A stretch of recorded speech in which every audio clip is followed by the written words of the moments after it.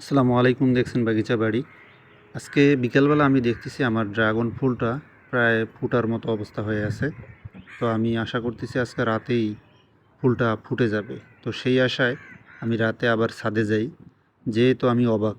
আমি এই প্রথম ড্রাগনের ফোটা ফুল দেখতে পেলাম।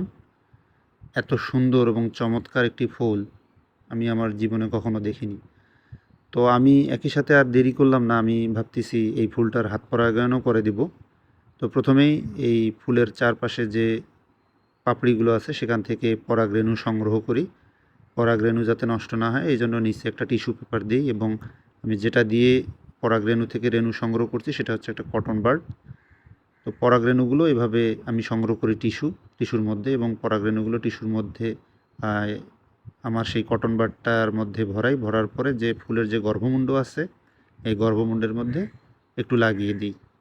এবং এটা লাগার ফলে এই পরাগায়নের ফলে হবে কি, আপনার ফল ফল নষ্ট হওয়ার চান্স একেবারেই কমে যাবে, এবং ফলটি অত্যাধিক বড় হবে এবং ফলটি মিষ্টি হবে।